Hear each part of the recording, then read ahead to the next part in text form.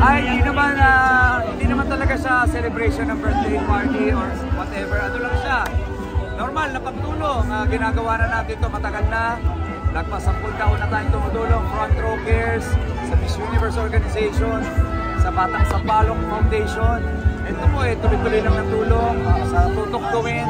So, tinutuloy-tuloy lang natin tuwing may sakuna, tuwing may kailangan na binabaha. Nandyan po ang Dear SB, yung programa natin. Tumutulong yan, hindi lang po sa Maynila, Luzon, Visayas, Mindanao. Pero syempre, hindi ko po makakalimutan yung mga kababae ko rito sa Maynila. Ngayon po, nandito tayo sa Pandakan. Kanina, nandun tayo sa Santa Mesa. Tuloy-tuloy lang po yung pagtulong natin, pamimigay ng ayuda, pamimigay ng medical na serbisyo, libreng mga maintenance medicine. Yan po ang dala ng serbisyo medical natin at serbisyo caravan natin. Nakakamdaman niya pag tinatawag kayo, Mayor, nag-iiyak. Ha? Katulad kanina, halos maiyak na rin ako kasi sobrang init ng pagtanggap tuwing lumalapag ako. Santa Ana, Santa Cruz, dito sa Pandakan, kanina Santa Mesa, syempre sa amin sa Sampaloc, sa Tondo. Grabe yung mga yakap, yung ibang umiiyak. Kaya talagang ginaganahan ako lalong bumataw at magbigay ng tulong. Ito yung nagbibigay sa akin ng lakas araw-araw. Kaya tuloy-tuloy yan hanggang kaya ko pong tumulong mula sa sarili nating bulsa. Itutuloy-tuloy po natin yan sa buong Maynila at syempre pati na rin po sa ibang lugar. Kung ano pong nag-udyok sa inyo para po dito ngayon kayo sa Manila magbibigay ng serbisyo? Ito naman po kasi iniikot natin eh. Sabi ko nga, naikot na natin iba't ibang mga lugar. Galing na tayo sa Santa Cruz, Santa Ana, Tondo, Santa Mesa. Ngayon po, nandito naman tayo sa Pandakan kasi po dahil sa programa nating Dear SB na maraming natutulungan, Luzon, Visayas, Mindanao, ang dami nagko-comment. Punta naman kayo sa Pandakan, punta naman kayo sa Malaten, punta naman kayo sa Quiapo. So yan, mga pinuntahan na po natin. At ngayon, nandito ako sa Pandakan at sobrang saya ko kasi ibang klase yung pagtanggap nila sa akin dito.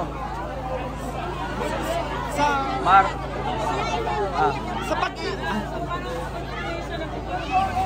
Ha?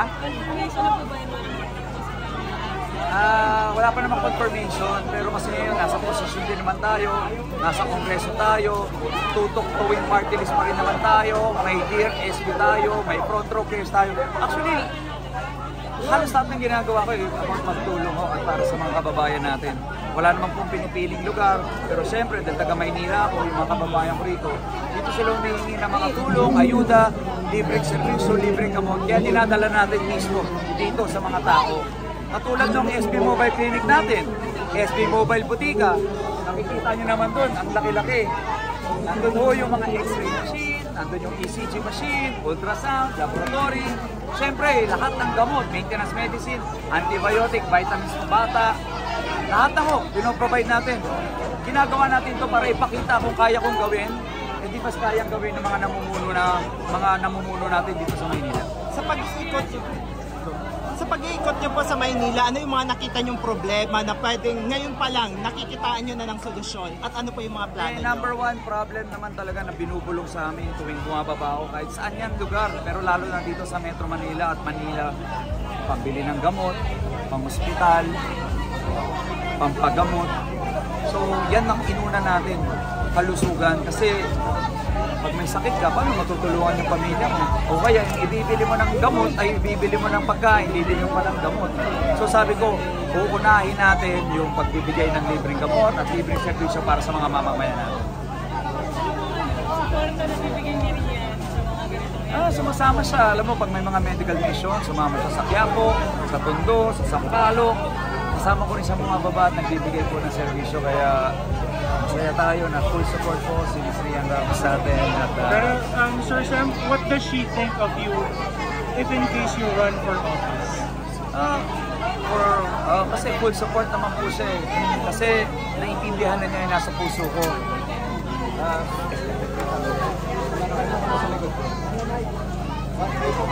Hayaan nyo lang sila. Hayaan nyo lang.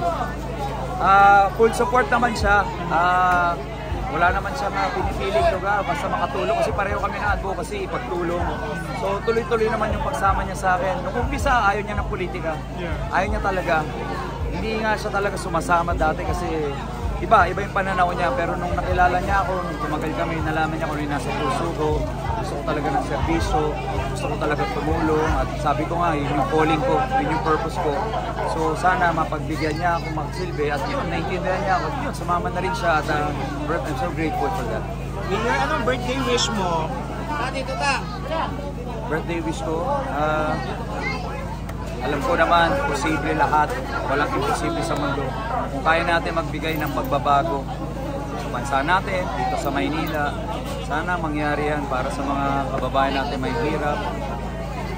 Kung gugustuhin ng gobyerno, kung gugustuhin ng mga namumuno, kaya naman talagang tulungan, kaya naman talagang ibigay. Kung kaya namin sa sarili naming capacity na magbigay, what more pa sa pera ng gobyerno, sa pera ng Maynila. Basta mapunta lang sa tama yung pera ng Maynila. Walang maghihirap na ganito, walang iinda ng mga sakit, walang mga magre-reklamo, walang maghihirap. Lahat mapoprovide natin yung mga basic services pag gugustuhin natin. So sana, mabigyan tayo ng pagkakataon at mabigay natin lahat ng servisyo nito sa mga kababayan.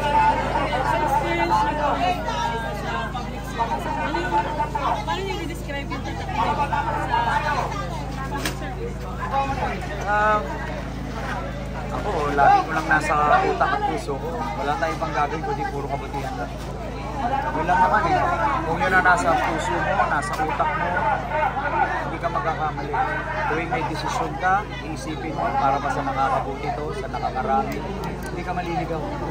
Walang sariling interes, walang korupsyon. Lahat ito mga naghihirap natin kababayan, makikinap. Sir, puro, medyo parang, syempre from rags to riches din po yung life story ninyo. What would you like to happen to Manila as a city? What changes do you want to see? Ako, ang gusto ko, tulungan silang tulungan yung mga sarili nila. Gaya ng tagumpay ng aking kwento, gusto kong mangyari sa kanila yung mga nangyari sa akin, maging tagumpay rin sila. Kaya ang binibigay namin tulong bukod sa ayuda, mga negosyo, pangkabuhayan. Isa akong negosyante, naniniwala ako na para mayangat yung sarili mo, kailangan magnegosyo. Kailangan mong tulungan yung sarili mo, kailangan pangmatagalan yung matatanggap nila. So yun ang ginagawa namin sa mga programa natin, mga pangmatagalang solusyon, pangmatagalang mga tulong sa mga kababayan natin para matulungan nila yung mga sarili nila. Sa pagpasok nyo po sa Manila, for sure makakaharap nyo po yung mga veterano na or kilalang politiko sa Maynila tulad ni Yorme, Mayor Hani Lacani, Lacani. Ano po yung parang mga preparations or parang hindi po ba kayo parang kinabahan nung una or parang... Wala naman, alam mo, galing ako sa balat. Wala mawawala sa akin. I'm so blessed by God. Ang dami nang binigay sa akin blessings. Sobrang dami nang binigay sa aking opportunities. Sobra-sobra. So ako, basta gawin ko lang ng tama, ng todo, at tuloy-tuloy. Wala akong dapat ikabahala. Itiwala naman ako sa mga kababayan natin. Sabi ko nga kung yan ang nasa tadhana ko, yun na po yun. So ako naman, binigay sa akin yung talento, binigay sa akin yung skill, binigay sa akin yung puso.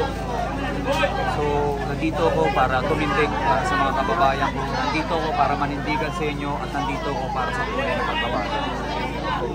SB, kasi currently parang isa sa mga issues right now in Manila is yung parang mishandling daw on how the city council is doing their parang yung mga meetings and all, especially dun sa nangyari dun sa SK Presidents wherein parang tinanggalan siya ng komite.